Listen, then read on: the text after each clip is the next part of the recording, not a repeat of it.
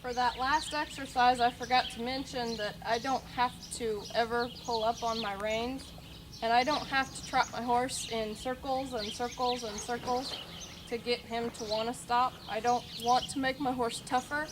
I want to make my horse responsive, and if I have to keep him trotting and trotting and trotting for days on end, I'm not getting anywhere in my eyes. I'm just making it that much harder the next time. So my next exercise is to fence my horse, and I don't fence my horses unless I'm just teaching them the cues. This horse already stops really good. I don't need to fence him. He will fence though. He stops off of a fence.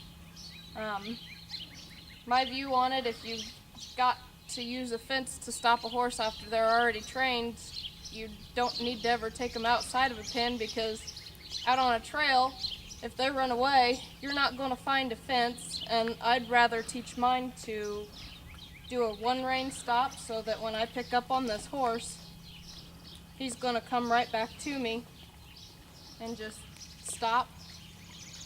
But like I said, when you're teaching cues, a fence is a great tool because they can't run through it, and they'll learn your cues to how you want them to stop. So we'll go ahead and fence.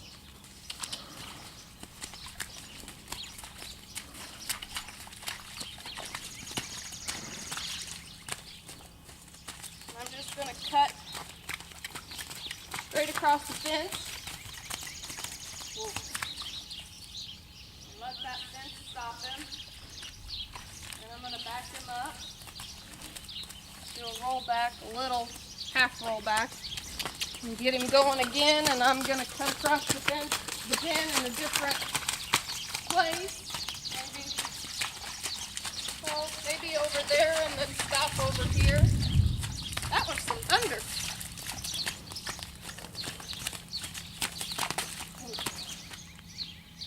You saw there, he stopped on his hind end as hard as he could in the mud. So we'll go and we'll do it again.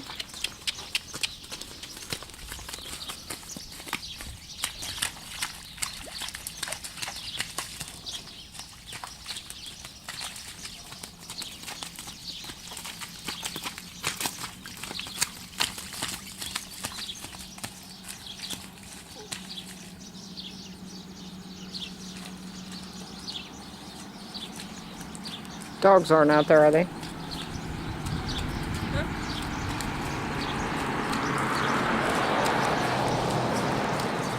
I was wondering if the dogs were out there. And as far as fencing goes, I think that's about all I'm going to do with him, because he kind of stops on his front end a little when I fence him. He stops on his hind end too, but he bounces a little on his front end when I stop him into a fence, and I think it's because of the mud, because he wasn't doing that before. But today I'm not going to work him too much on fencing. You saw that he used his hind end as good as he could with all the mud. So my next exercise is to walk and back him up several times. And I try to kind of back him up a little bit every time that I stop him. I think that gets a horse using their hindquarters more than anything else. And I know reining trainers that say if you've got to stop your horse before you back him up, he's not using his hindquarters. A lot of the reining trainers that I know say that your horse is going to use his hindquarters more if you don't have a cue in between the go forward and the back up. If he's already coming off your legs and backing up, when you ask him to stop, that's going to get him to set and do those slides. And a lot of those horses that you see doing those long slides, their front legs are going forward and stepping out a little, but their hind legs are backing up. They're doing two things at once, and that's how they get the bounce out of the front end. When you have a horse that's bouncy, you let him walk forward so he doesn't bounce. And when you've got a horse that you want to set down, you back them up and get them using their hind end. So this horse, as soon as I start moving my legs, he's backing up. And if I want him to do a rollback, I use my legs a little different. I take one side out and get him to disengage his hindquarters and then follow with his front.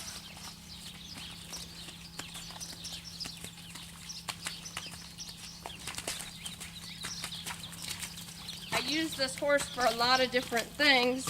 He's a barrel horse, he's a pleasure horse, he's a reining horse, he's a cow horse, he's everything that I do on this horse because he's all I can afford, so he's everything.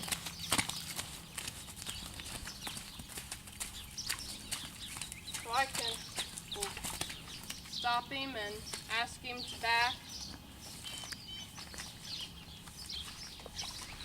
He's not going to back very good in the mud. I can make him back a lot faster, but I don't know that he's going to do it in the mud.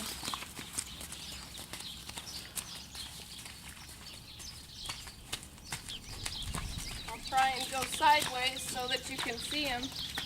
Ooh. If I bounce my legs, maybe not today, but usually if I just bounce my legs and I don't have a hold of this horse, I don't have the reins, if I keep bouncing my legs, he's going to back into that fence.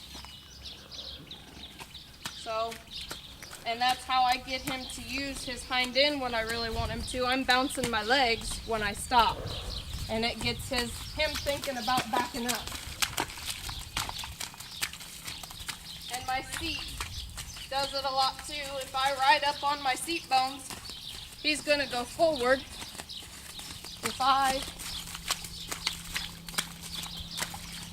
sit down, he's going to stop. If I bounce my legs and stay sat down, he's going to back up. And he's not going to back up very fast today just because of the mud. It's supposed to rain the rest of the week, every day.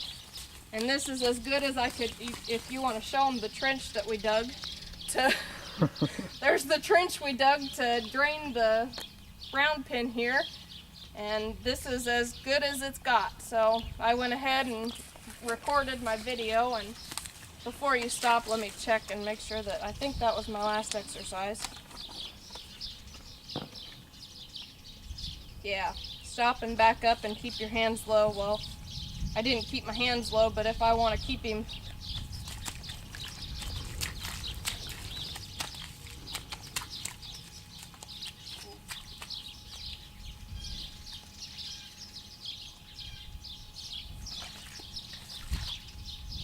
there, it got a little sticky, so we're going to back up a little way.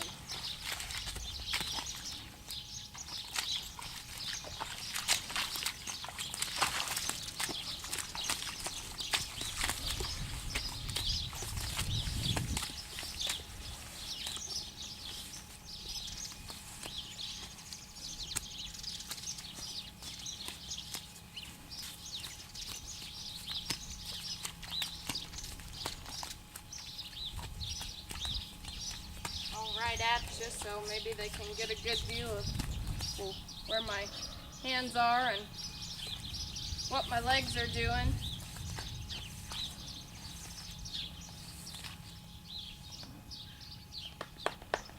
So I think that's all for my video.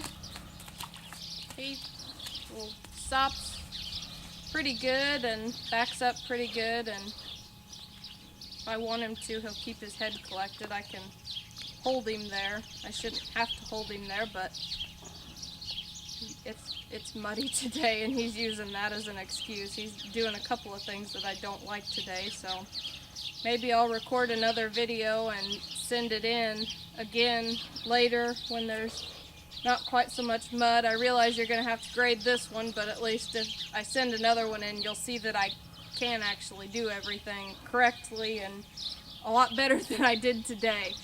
So that's the end of the video.